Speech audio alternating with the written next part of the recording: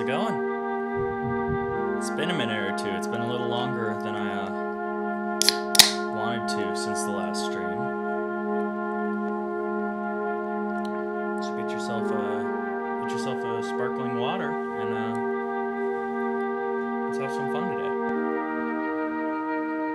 So hello, for those who are new here or who maybe don't know me. Let me bring my voice up a little bit. For those who are new here or maybe don't know me, my name is Benji. I make ambient music, and I like to do live improvisational streams of me kind of creating music. Now, if you're not new here, first of all, regardless of whether or not you're new, say hi in the chat. But if you're not new here, you'll notice that I'm in a little bit of a different area. I moved my studio from my whole recording setup from one room to another, and I've just been kind of getting it all set up. So I'd love to talk through it if anybody is interested in that sort of thing. But yeah, we'll get through all of that. Yeah, I don't know. I just started out with this little thing on the OP1 over here, and a little something on the DFAM as well.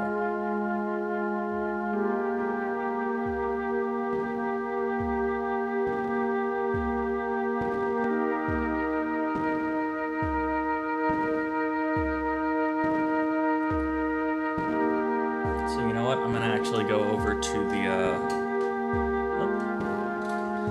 I'm gonna go over here to the modular and just kind of start playing around, seeing what happens. So say hi if you're here. It might take me a second to see, because now my setup is not so centralized that I can always look at the computer, but I'm gonna try to keep here, let me actually move it. I'm gonna try to keep my iPad open so I can keep an eye on the chat. So yeah.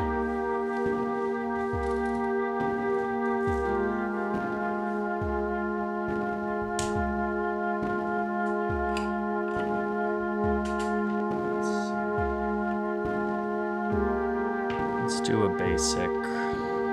Yeah, let's just do some of my. Oops.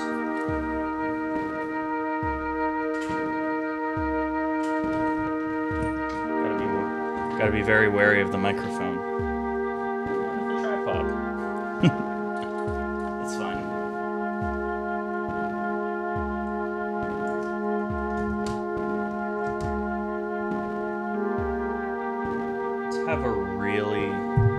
Let's have a really sort of a longer,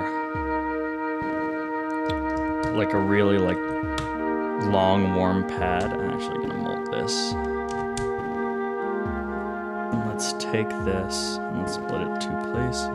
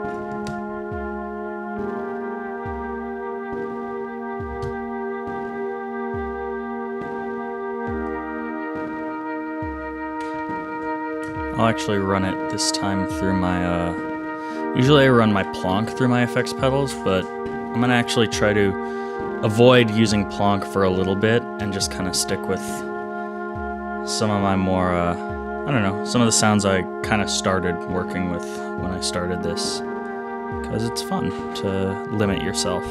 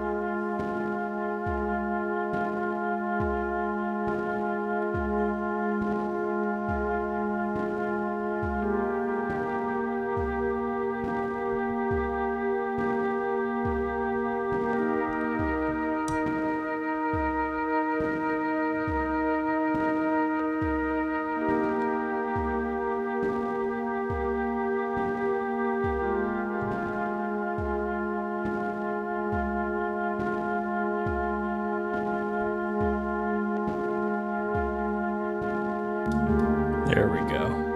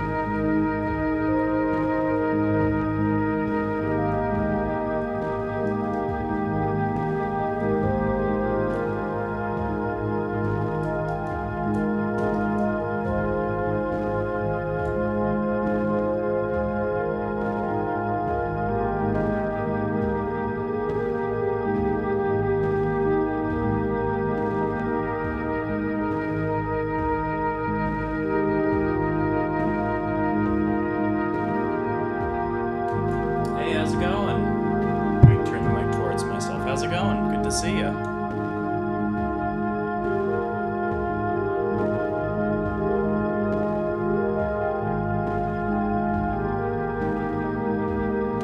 So huge apologies. I didn't think about this new camera angle, so everybody gets to see my thighs. So sorry about that.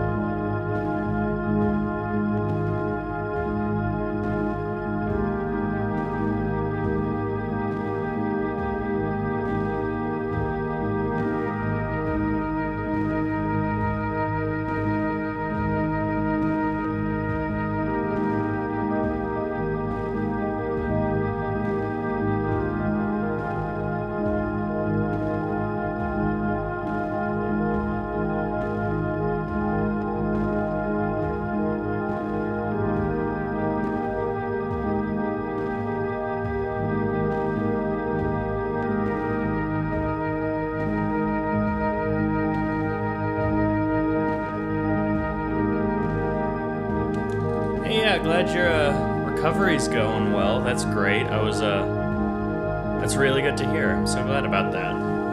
So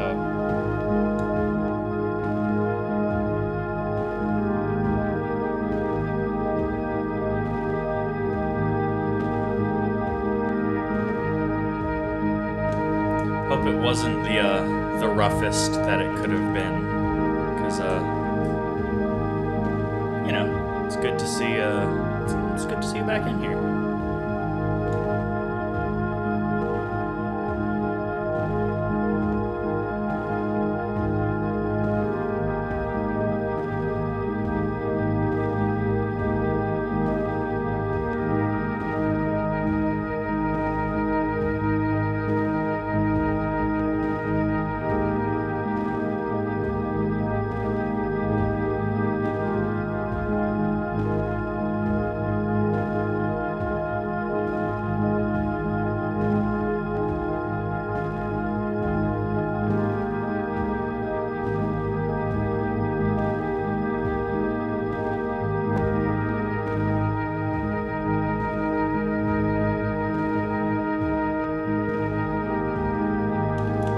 That's good to hear. That's like obviously, Oh, I'm sure. Yeah. I mean, like, so I don't know if I mentioned this last time, but me and my girlfriend caught it, and we apparently were the asymptomatic ones.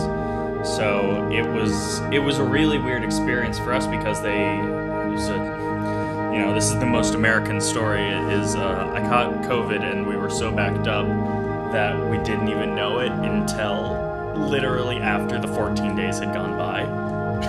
So, that was its own thing, but, so I just know it varies. Clearly, I know it varies so much since I literally had no idea. She had no idea, and then we got tests back that were positive, so, like, I don't know. So, it's good to hear, though, that, I don't know what I'm saying. Everybody knows. I don't need to have a hot take on COVID. Everybody's kind of has their own thing with it, so,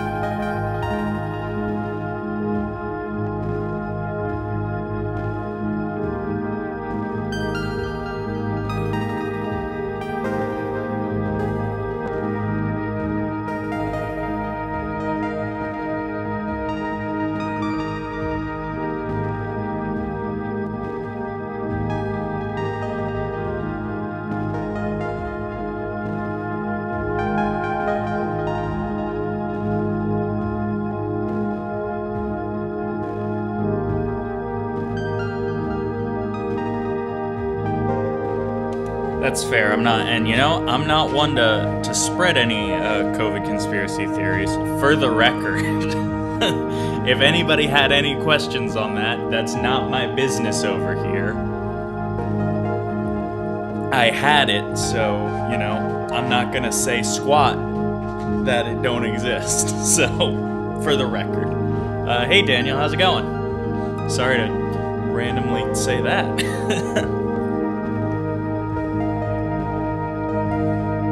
I guess right now I'll just kind of talk a little bit about what I did when I moved the whole studio setting around, because originally it was like sitting on like 3 desks but all like caught in like a tiny corner of my bedroom, and that's just like not feasible really for a lot of stuff. Like I was having to go under a lot of stuff to like plug stuff in. My mixer was like super out of reach, everything like that, and then my buddy offered to lend me a pair of studio monitors, which I don't have because I'm not professional.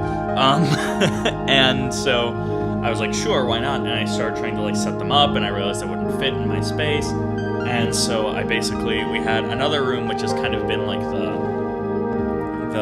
throw everything and forget about it room in the apartment. And so I was like, you know what? I can move my studio out of my bedroom because I don't need to I can walk 15 feet into a different room and be fine, So I took all this stuff and I moved it in, and I think I'm at the point now where I'm like, pretty dang comfortable with everything I have, everything I'm using, and anything that changes in the studio is a pretty minimal setup, so yeah, I think I'll go through. Basically, I'll kind of go down my channel strip on the mixer. So I'm gonna actually give me 1 second here. Let me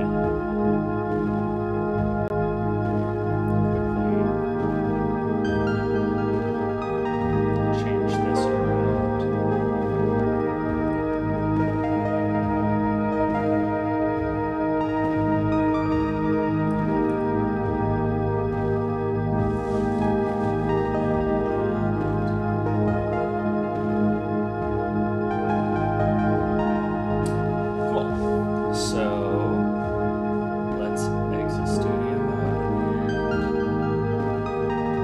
Here we are. So yeah, let's just kind of walk through what I got going on. So as you can see, I've got my laptop and my mixer right here front and center,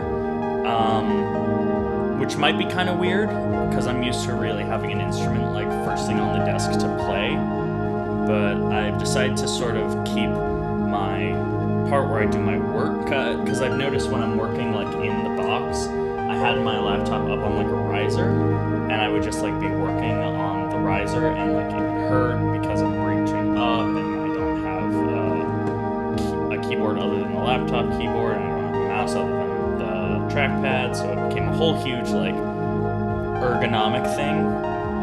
And then reaching over to do like little mix things and then checking back at my levels on the computer, I would always be like really back and forth with that, and now it's all super, you know, centralized. Oh, I'm so sorry about that in the background. We got 3 cats, so there are gonna be litter boxes in the shot. But yeah, so I'll just kind of run down the mixer. This is a Yamaha MG10 XUF. It's the Yamaha with the faders, which I like because I like to be able to, I don't know, knobs just like, I never feel like I'm smooth when I'm turning a knob, so I definitely feel much more comfortable with it.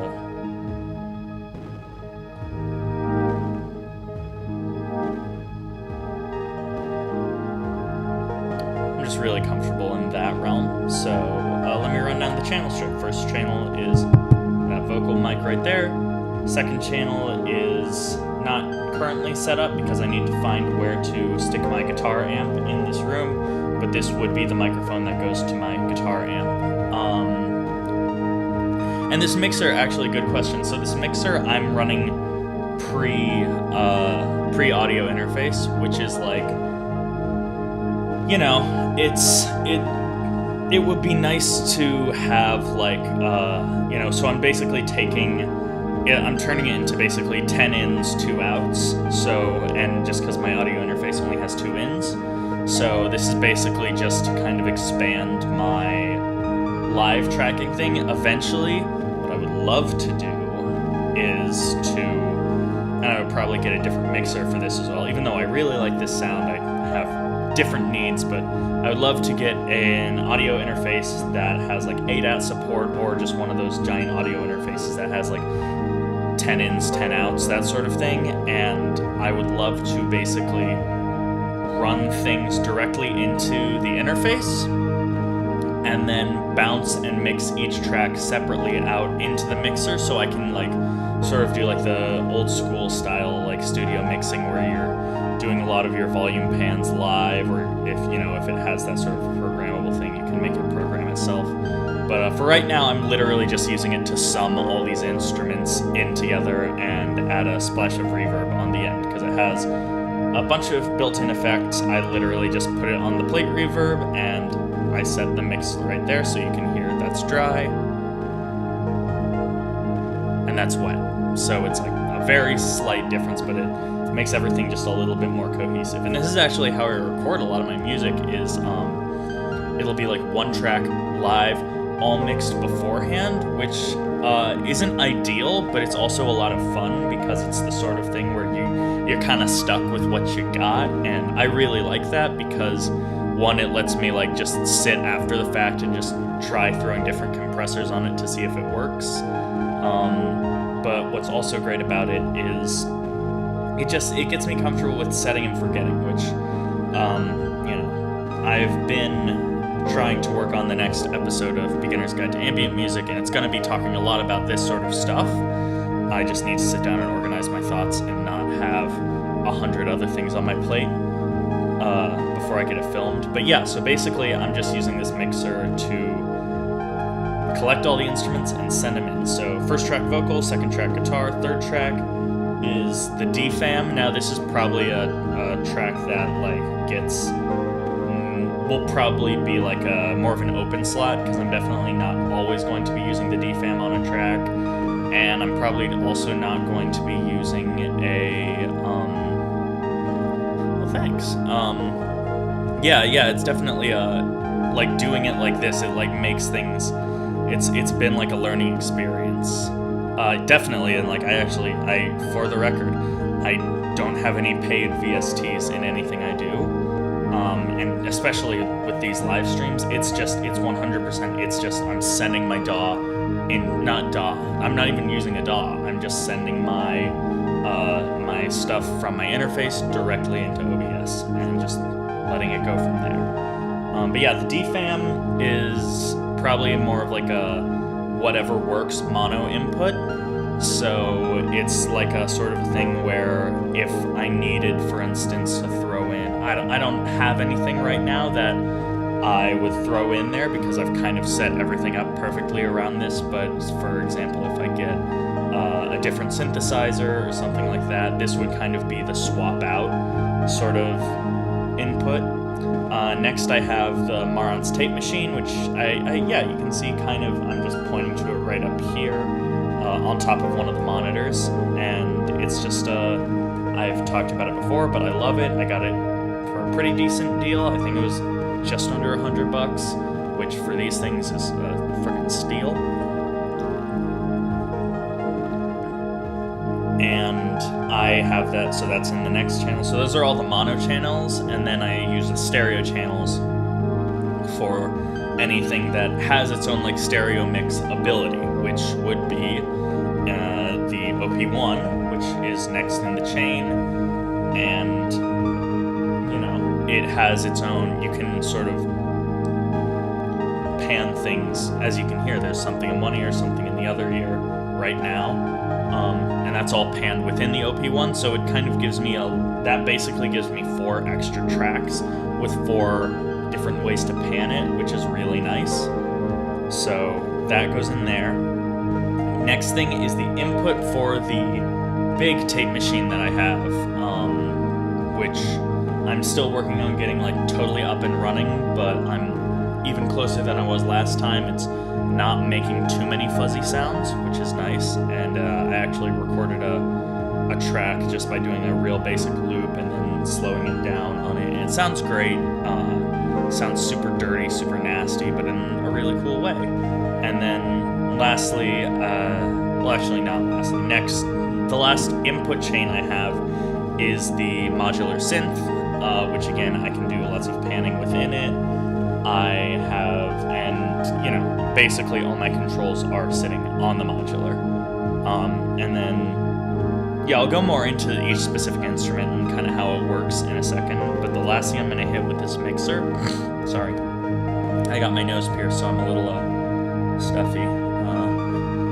But so basically, I have this monitor output that it gives, which allows me to send, using this little dial right here, I can send it out. So that's actually how I use the Sony tape recorder, the reel-to-reel that I have, and I can literally just like so I can basically do 2 live recordings at once. I could have everything coming out of the mains outputs into my audio interface and then send that to my DAW, but I could also track it to tape at the same time, which is really fun and really cool. And once I get that tape machine like fully up and running, I feel like that's how I'm going to do most of my mixes, is basically take 2 different takes and just kind of pick and choose per song which one sounds better, digital versus tape. And so I'm very excited about that, and I'm very excited about how easy that all is to work out. So yeah, that's the main mixer section of this. It's running into my brand new Universal Audio Apollo Solo, which is a cool interface. I wish it had ADAT expansion. That's my one thing, is I wish it did ADAT, because I would love to be able to expand it to more ins, more outs, but it's been really easy to use. I love the feature set within it. Like, I love how right now I'm like using just kind of a basic low-pass filter, high-pass filter, so you can just see there's just a little bit of those lows go away when I turn it on, which is great because all of these really warm instruments, all of this analog stuff, this modular synth, everything like that sends in a lot of low frequency stuff, and I hate having to just, in all of my tracks, always throw in a low pass filter every track I input and then on the master. So this just basically lets me take a little bit of that in there. Look that up because I know what it is, but I'm losing my mind.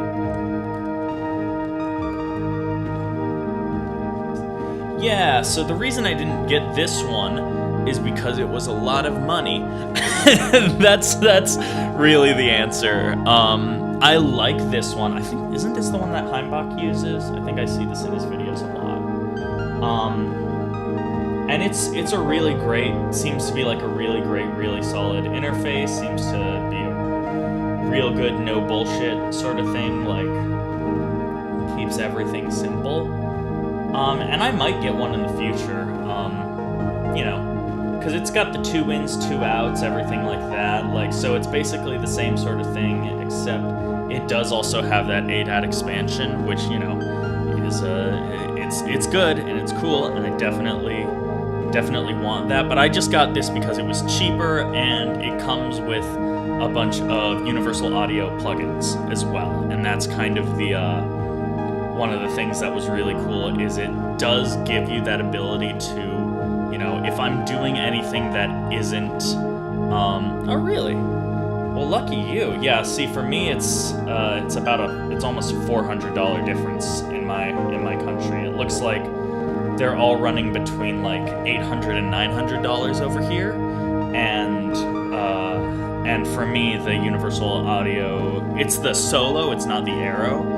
But the Solo is it's a smaller version of the Aero, just without multiple outputs and multiple inputs sort of thing, and without that ADAT expander. But this runs about $500, so basically it's like a $300 to $400 difference. I'm assuming you're asking about the UAD plugins. They are really good. There are a couple of free ones that come with the Solo, and I really like them.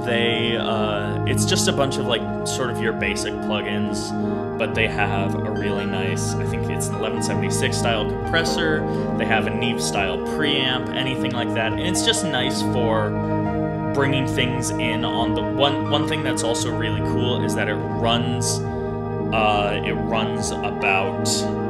all those plugins internally over here in the UAD Apollo, so the Apollo Solo. So it basically lets you save on some CPU, but also it gives you sort of that thing that I'm talking about with this interface, where you can basically set your settings and then track it in, and then you can basically, so like for instance, you can basically set it up like a channel strip, track it into your DAW, those settings are baked in there, and then you can mix with that after the fact, which is a really nice ability to have, because usually most preamp plugins or anything like that go post when you put it into the DAW, so it's nice to have sort of the pre's actually going pre, so it's nice. Hey, I mean, shit, I recorded with my, what was it, the Focus, pardon me, that sparkling water's getting to me. I recorded with my Focusrite 2i2 for about 5 years, and that thing cost me, I think, $150, and it didn't even have the greatest preamps, and I just rolled with it, and it was fun, and it was great. So this was my little upgrade to myself when that thing died. Because I was like, you know, it's fun. It's fun. It has a high Z instrument input on the front as well, which I record all of my guitars live, like with a mic, but I record bass direct, and so it's really nice to have that high Z input so I don't have to also buy a DI box, and the Ampeg plugin that it comes with is really solid for bass tones. So that's just kind of why I went for it. It was price, it was, you know, it was a couple things, but I mainly stuck with what I had for the, I kind of just stuck what I was looking at. I only wanted 2 ins, 2 outs right now, so, you know, that's what I've got. Oh, absolutely. I mean, like, at a certain point, like, as long as you're getting 44.6, isn't it? As long as you're getting that sample rate going in, you're fine, you know? Like, you can't, I mean, like, you really can't hear much of a difference, especially, like, if you're working with samples, because, like, you know, cool, you might use that to record, like, 1 or 2 live instruments, but then you have these other samples that maybe you're ripping off of YouTube, maybe you're ripping off of a random website, like, whatever, and, like, those are all gonna have really, like, they're all gonna have different fidelity, different sample rates, different artifacting and stuff like that, so it's all about, like, it's about working with what you have. So, like, you know, I was very happy with my Scarlett 2i2, and it died because I abused it. So that's the only reason why I don't have that anymore. So, but yeah, that's basically my whole, like, input section, and then the monitors are some Yamaha. I can't remember what they are. I didn't buy them. I'm borrowing them from a friend, and I might buy them off of him, but they're some old Yamahas. They sound pretty good. They have a pretty flat response from what I can tell. A little drop off in the low end, but I like that because I honestly don't like a lot of low end. So yeah, with that, let's move to the modular and what I've got going on here. I think Burial samples from everywhere. I'm very and it sounds so good. And that's the thing, like, you hear the artifacting, you hear either the tape pops and hisses, you hear the vinyl crackle, or you hear the real artifacting. So, like, if it's good enough for Burial, I think it's good enough for most of us. So, he's like, you know, I think that's good enough there. But, yeah, so, with the modular, I also have, like, one slight thing here, which just expands it a little bit, which is there's this effects return module, and that's what I'm sending to those pedals back there. So these pedals are, it's the Electro Harmonics Pitchfork, which I use for generally just widening the sound a little bit, making it like a 5th or a 4th, because I like that sound. This Montreal Assembly Count to 5, which is a perfect pedal, and my god, I want to get like 3 of them because there's different firmwares for them, and I just want to have 2 regular and 1 alternate firmware, and like run them in stereo, and then like, it's a great pedal, and I love it, and I love it, and I love it. It's so good. It's very hard to describe, but it's I think the way that they call it a delay looper. So it basically, like, it'll work kind of like a delay, but instead of like trying to like act like a real looping delay, and instead of doing that and trying to make things smooth, it's really digital. It chops around a lot, and then you can use it to actually like quantized pitch things up at different speeds. So, for example, here, let me actually take out some of this other stuff that I have. So my dry sound is that.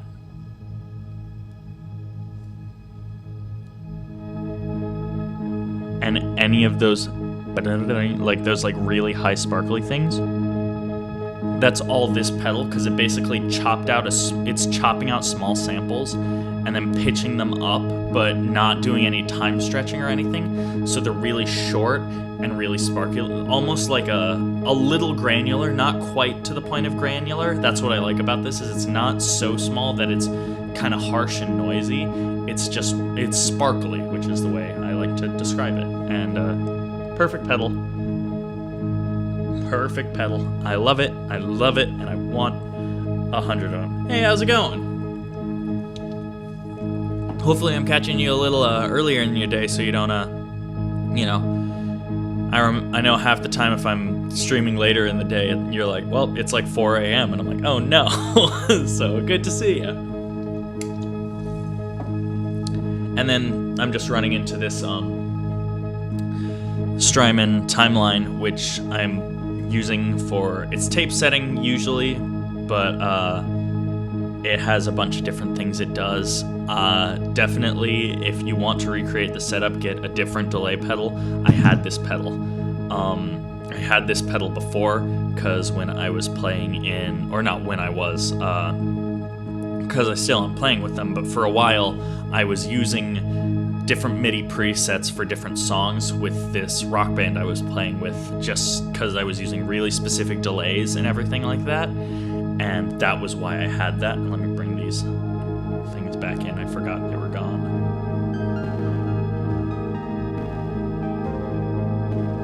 But yeah, so I had these really specific things for different songs, which is the only reason why I have this much of an overkill pedal.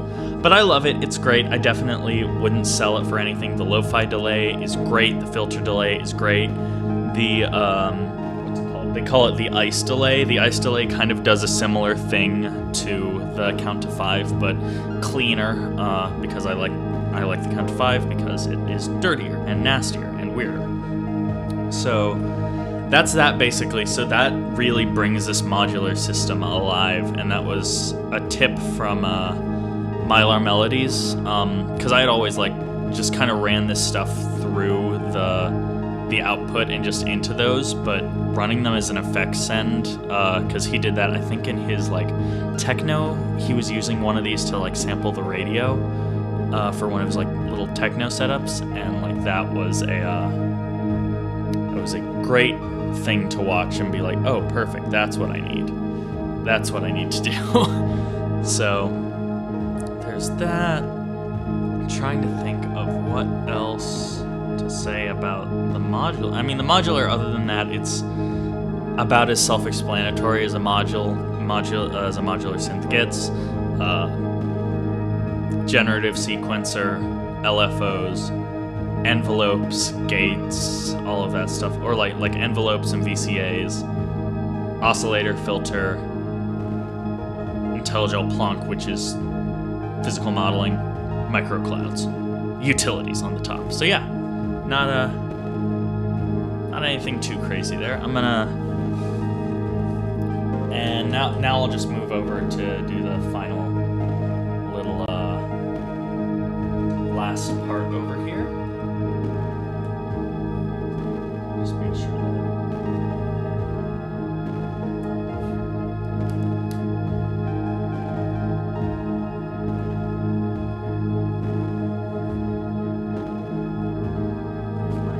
camera will work. Doesn't want to do that. No, don't give me that.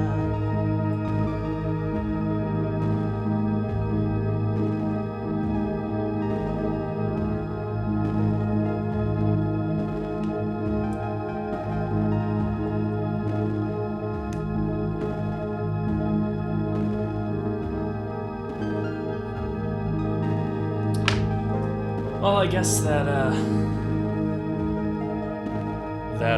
yeah, the drums are from the DFAM right now, so they're that's the thing that I know the DFAM gets used a lot as the super techno machine, which it's great at, obviously, but I just love how they just sound in an ambient mix, because they are already a little squashed sounding, if that makes sense. Not compressed squash, but frequency wise, they're not as open as maybe your traditional drum machine, where each thing has its own EQ. You just kind of have a master filter, and it just kind of crunches everything in a really interesting way. So, I mean, just listen to them isolated. That's just so solid. And that's with one patch cable, just doing a real basic, noise modulation to get the snare sound. So it's It's really, I'm really like, I sold my O-Coast to buy this, and like definitely my O-Coast was like a totally different instrument, but since I was getting all my melodic stuff out of the IntelliGel case that I have, I just had to. So let me quickly move my camera to potentially, where is this gonna work? Because my other camera is not working the way I want it to.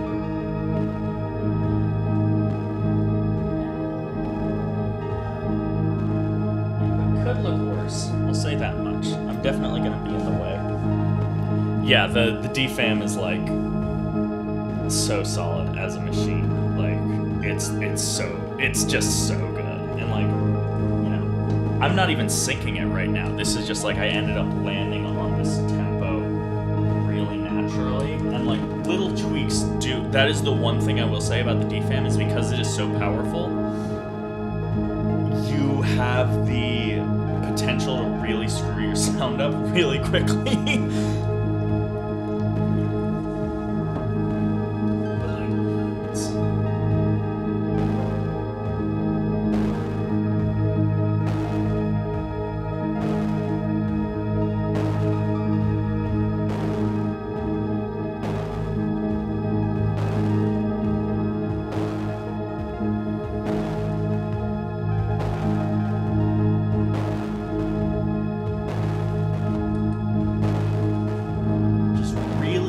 Somehow both aggressive but gentle, which is like how I would describe a lot of my music. So like I mess with that. But yeah, so on this side, it's just the DFAM, it's the OP1, and it's the tape machine. But you know what?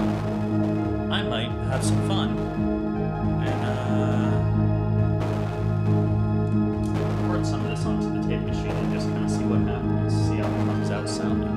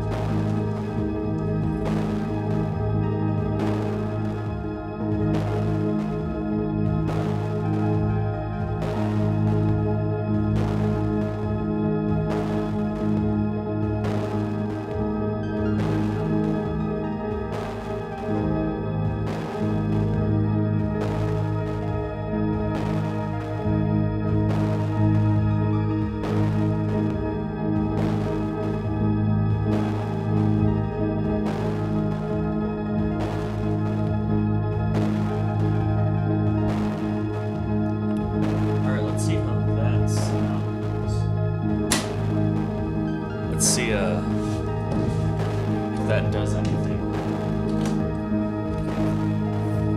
Yes, I do have to manually spin this because the belts are not up to caliber. Should be around somewhere good at least.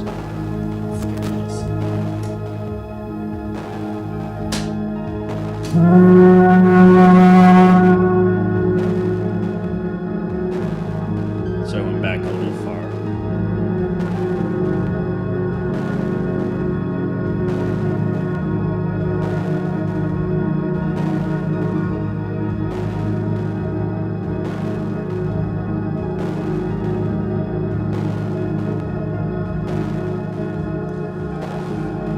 This one in a minute should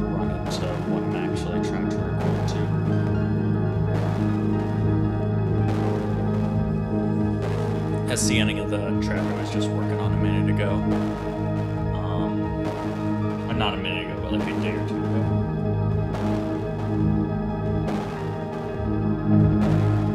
Definitely got something here. Let me take these out.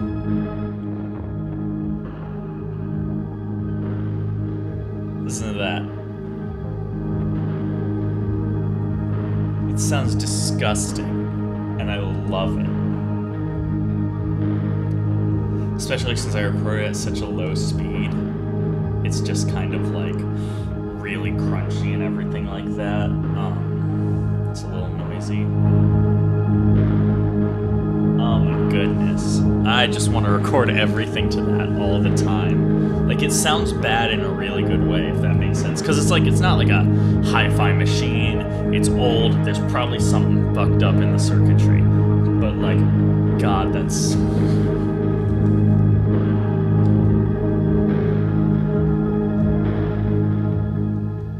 Oh my goodness. Oh my goodness.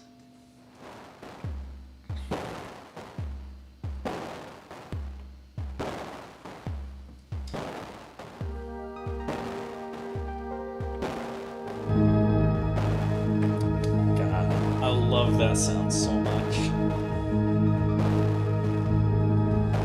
I love that sound. God. Oh. Why can't I just record everything to that and just release it like that, you know? What's wrong with that? Who's gonna stop me, huh? Who's gonna stop me? Can't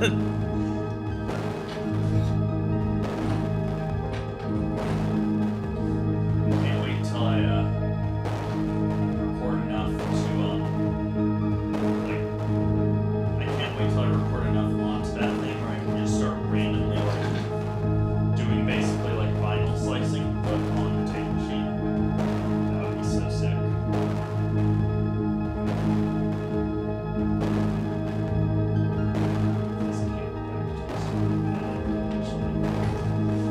See the modular, because that's what I'm working on next. I need to figure out whatever that situation is for me. Because I know that went out, but man, it's just a solid machine, and I got it for $30. So like, no matter how bad it sounds to anybody, like fidelity wise, it's amazing because it was $30.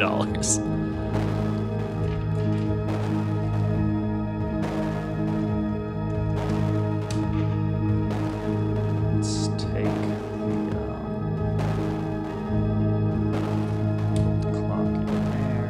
Let's do a gap cycle out here and trigger that.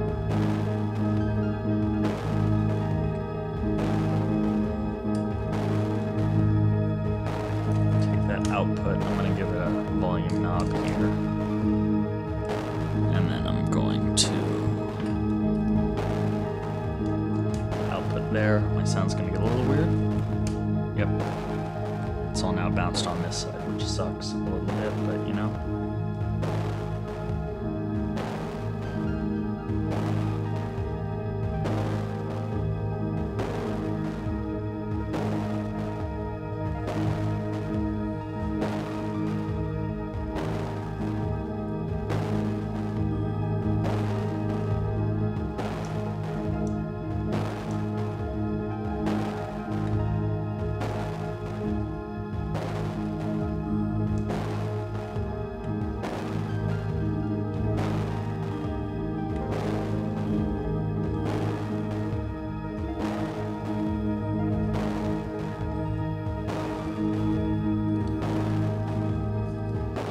Let's give this a little bit of melody.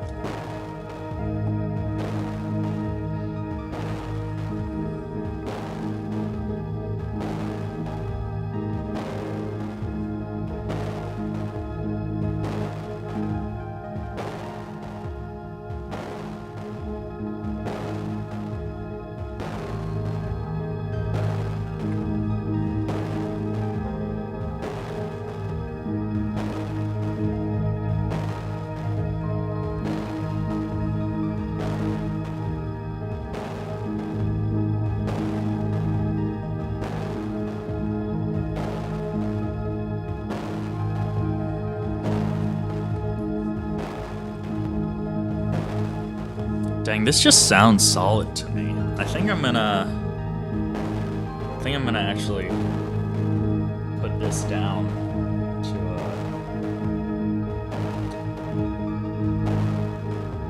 put this down in Logic and just kind of perform it. So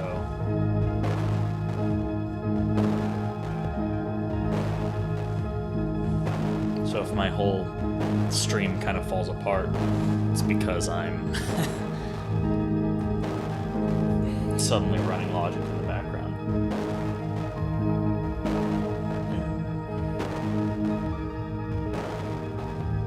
Alright.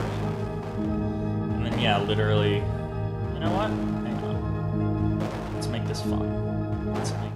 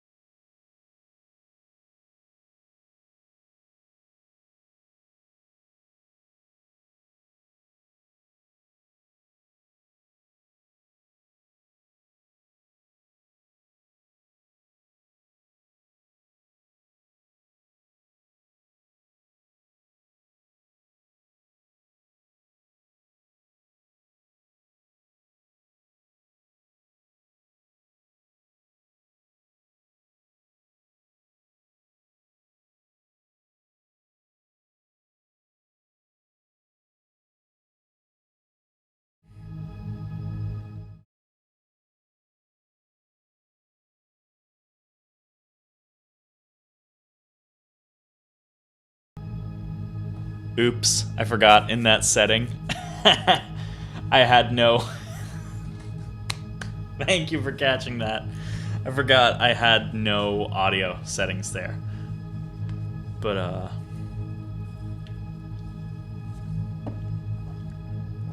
should be working now. Hopefully. I don't see why it shouldn't. I don't see why it isn't working at this point. I mean, let me know if it isn't now, but yeah, so basically what I did was I sort of cut down to this drone because I think this is the best place for me to start this.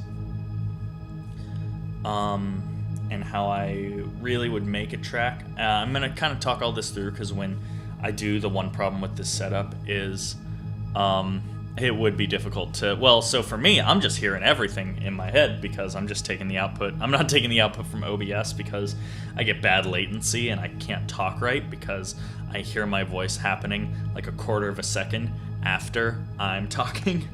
So it literally makes me like slur my words really bad. But yeah, so basically I'm gonna talk all this through because when I actually record this up, I'm gonna need to mute my vocals. But so I don't get any of my random noise in there. But so yeah, I think what I'll do is I'll start here. I'm going to slowly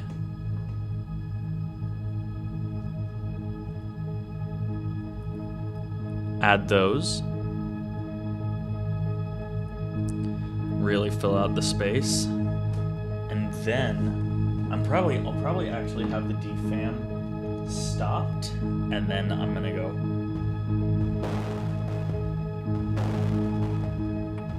And I'll just start it dry like that, because that seems to, I don't know, fading in this drum kind of doesn't feel right to me.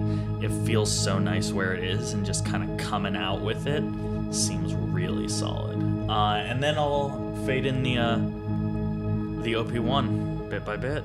So yeah, let's mute my vocals.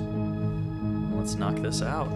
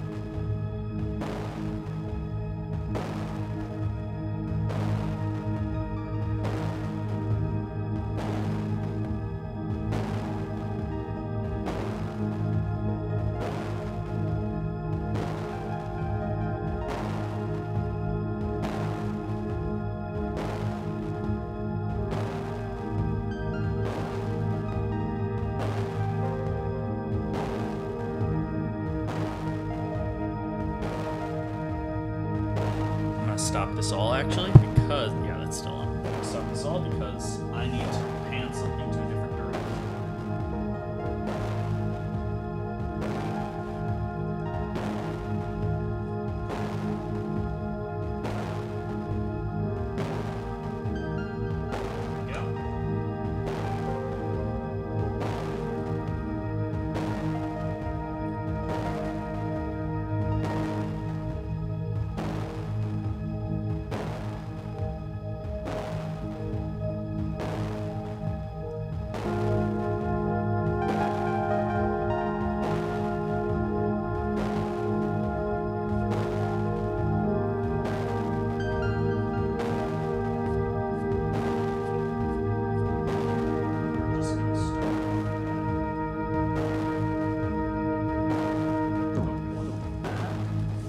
Just that track, and we'll fade the others in.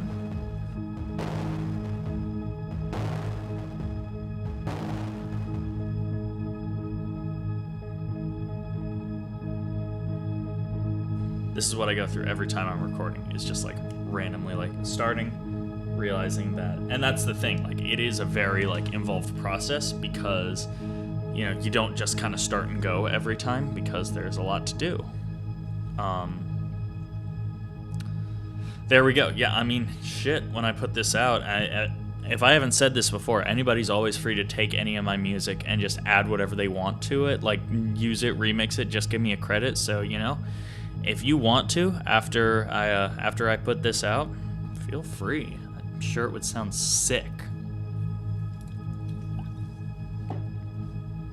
God, I would love to put a breakbeat on top of this, honestly. Please do that. All right, let's re-record this.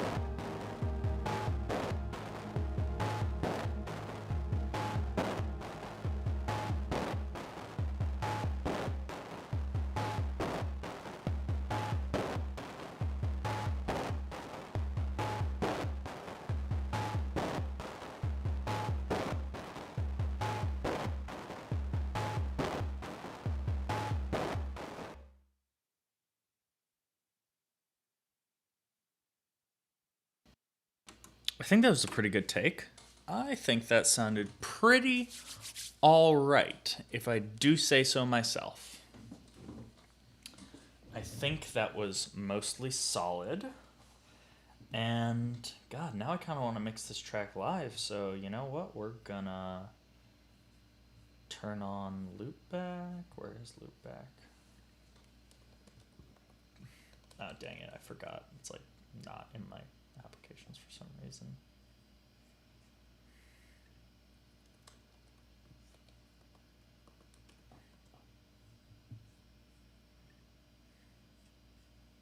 There we go. So yeah, I think I'm literally gonna try to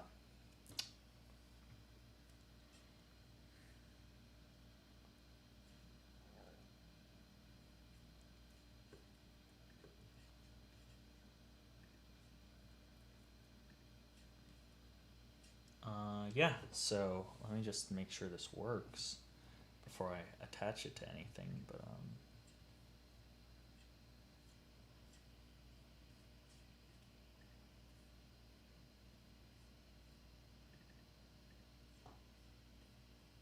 let me just get this to a part where noise would be happening. Let me just see visually. Yep.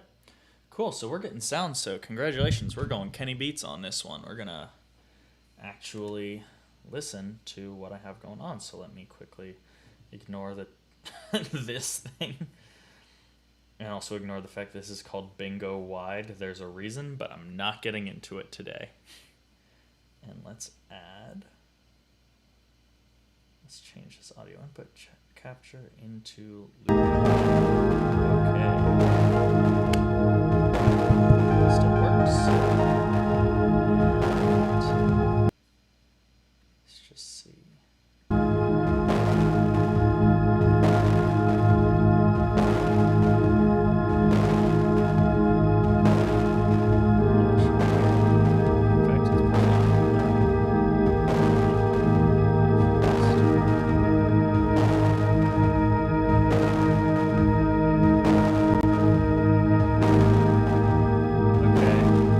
Yeah, it's definitely, it could be louder. Okay, this sounds good to me. Word. So let's get into this, shall we? Let's do some, let me walk you kind of through how I want to do this mix. So first thing I'm going to do is I'm actually literally going to duplicate this track. No, maybe. I might duplicate this track and make it a super like wide mono and just kind of EQ both of them differently, because most of the drone is sitting in this ear. Let me pan this actually. Let me do not that much of a pan, but let me do a pan like that and just kind of show you what it's like. It's pretty low heavy in my ears. So I'm gonna take this.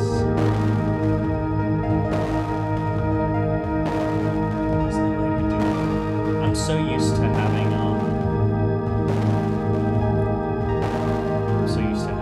Ableton commands. I need to reset my Ableton.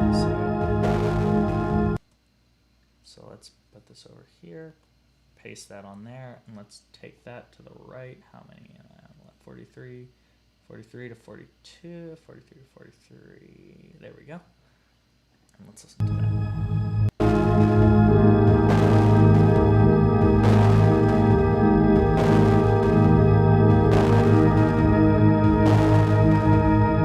That's also an idea. Maybe I'm not sure how stable this is on the playback, so I might not do that right now, but I might experiment with that, or I might even record it at a higher speed and then turn that volume down and record it at like a lower speed and just like play it back at a really weird pace.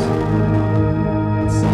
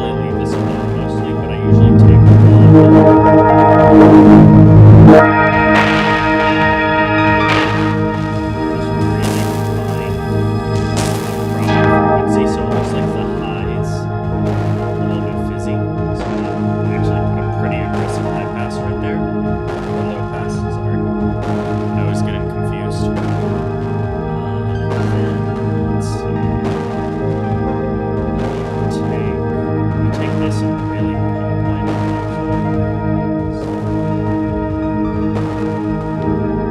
make it really tiny here. Literally just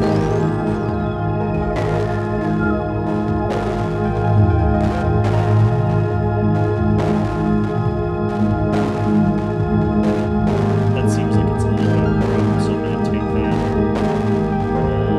Yeah. And I'm just gonna slightly dip it. I'm slightly dip it there, and I'm slightly dip it there. And I like when I do my dips, I really take it super minimally because, again, first of all, I am not a professional.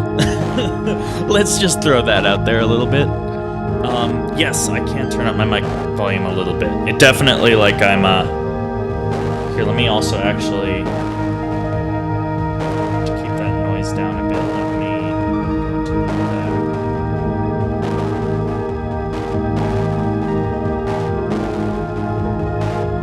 that. That should be a little,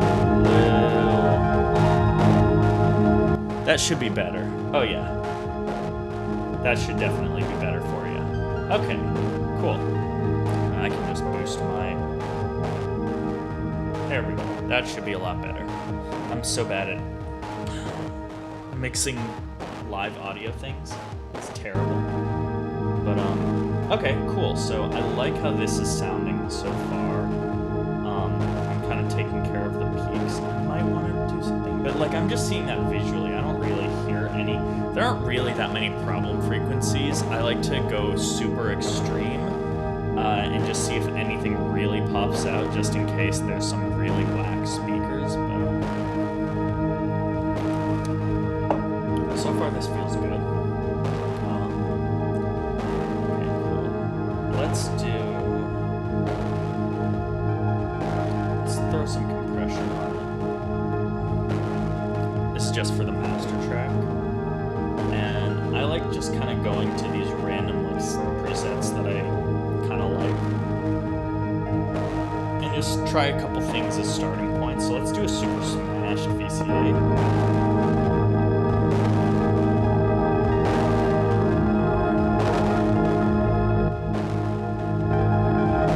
It's definitely adding a lot there. Let me see how it sounds in some of the quieter parts though.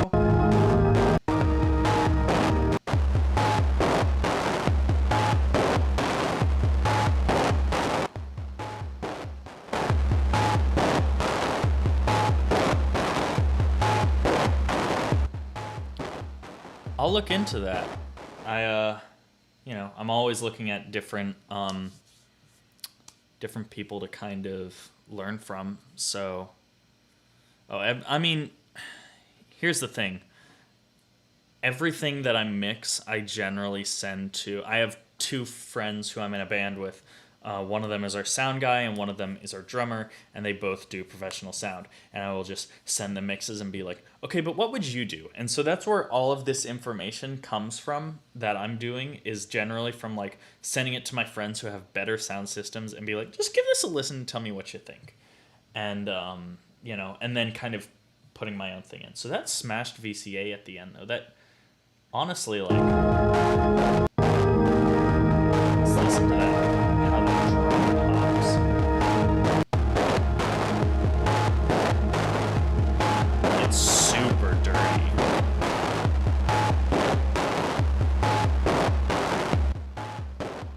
That's what it is before.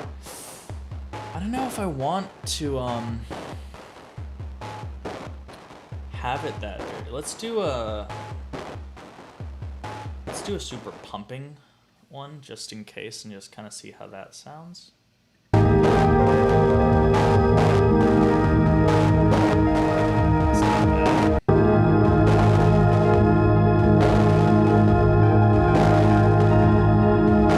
So one thing that I'm noticing here is that the drums are really coming forwards a lot with these really aggressive compressors that I'm using.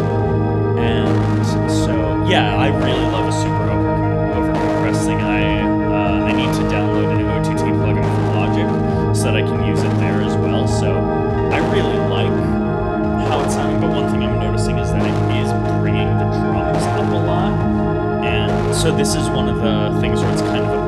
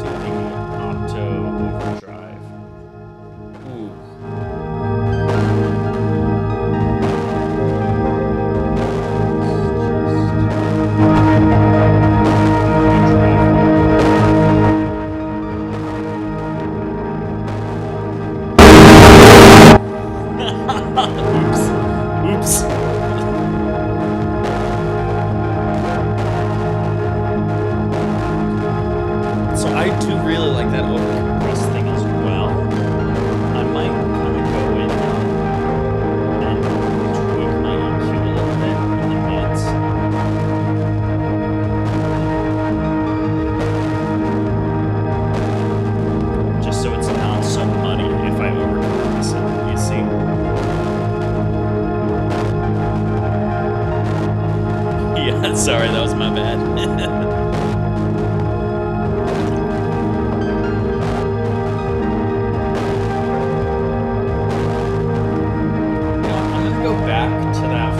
Smashed VCA sound that I had. Definitely not too bad.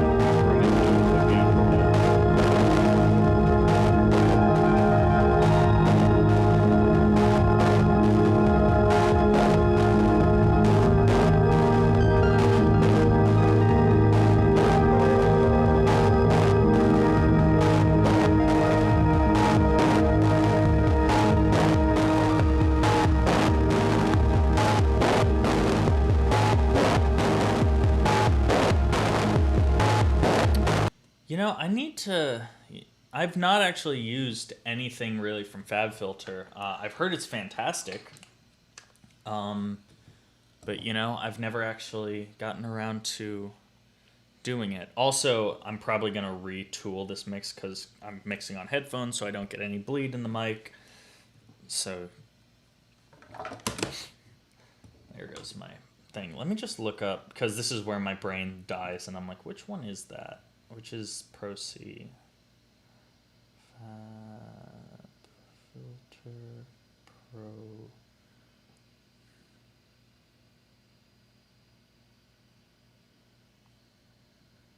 Yeah, all the TAL stuff that I've tried has been like fantastic. Okay, so yeah, it's just their compressor thing. You know what? Actually, here is a great idea. Why don't I go in to my UAD compressors, and this is the one thing that I hate about Universal Audio, is that it gives you all of the everything, even the stuff you don't have, so you have to remember which ones you have. So I literally need to like look up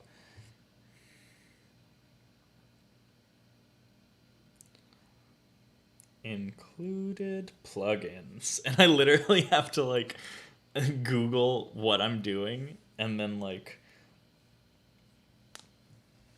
figure out the powered plugins that I want to add. So let's see. Included plugins.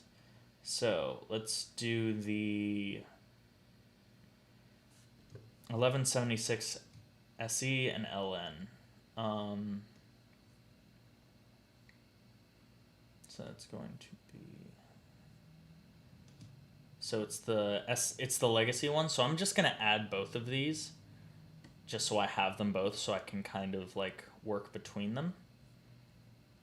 And I think it's like all the legacy plugins are the ones I have. So that was the SE. No, that was the LN. So let me do the SE legacy. Okay, stereo. Cool. So let me take out that compressor and just kind of show you a little bit of the differences between these. So let's turn one of these off. Let's go to the middle here.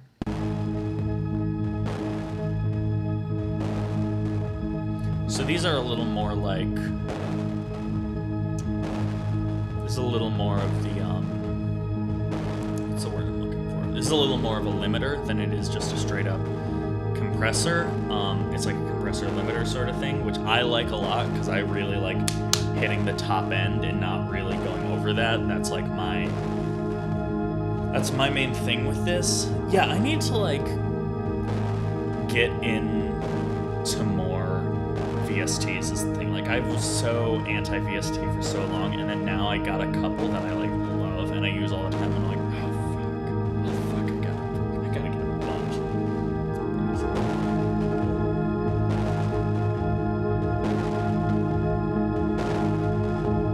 Let's change that ratio to a little more aggressive. So you can really hear the pumping here. So yeah, these are both different 76 copies. So there's that. And let's also try this.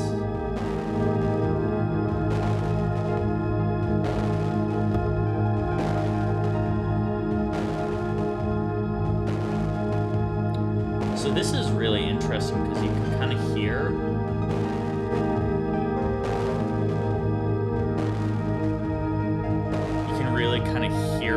working in a really different way. It's not as... It's both more and less audible, if that makes sense, which is pretty interesting to me. I'm still kind of getting used to these things. As you can tell, I like a pretty aggressive ratio, pretty aggressive attack, kind of hitting things a little bit. So...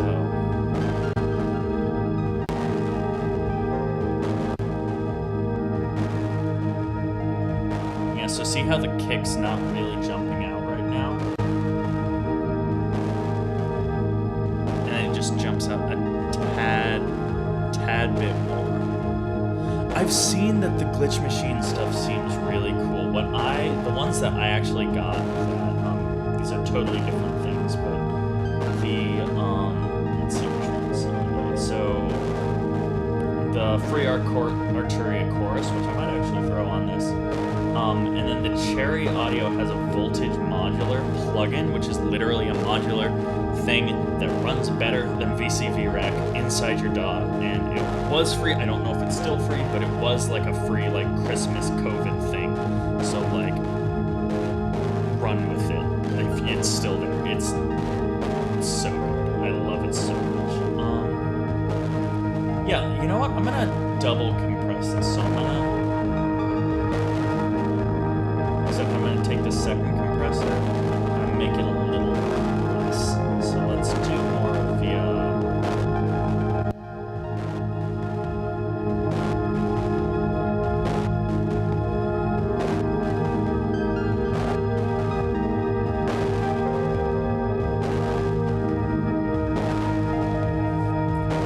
So this is definitely like a really different sound.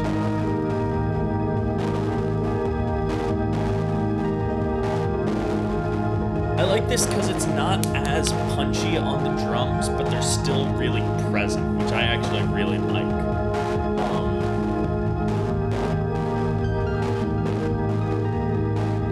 Everything, I really like what I'm doing with this so far. This sounds really cohesive. This sounds really natural. And then it's like falling apart here. It's really noisy.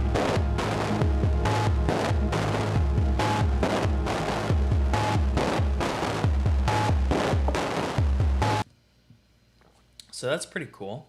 Let's start actually tweaking some of these things. So I'm gonna go to this left input and I'm gonna kind of mess with its EQ just a little bit. Clairphonic Mark II. I gotta write that down. Let me.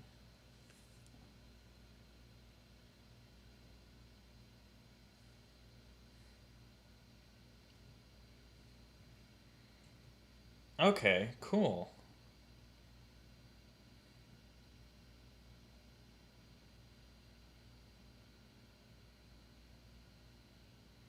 I'm guessing this is like a... Is this like one of those things where you can like sort of get it and like, you know, just have like a bundle thing for like a pretty low price with it? Because that would be sick.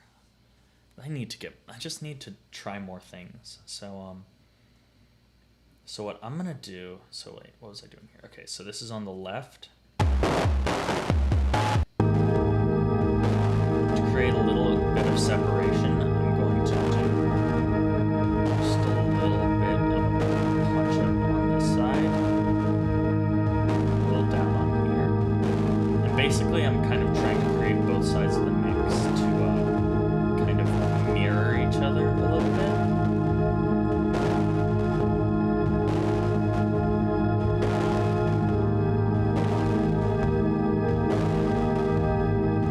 Sounds just a little less mono, if that makes sense.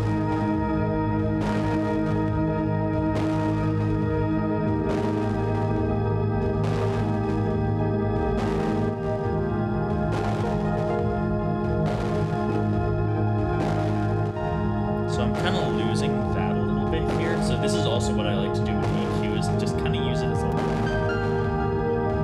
like a bit of a strange mixer.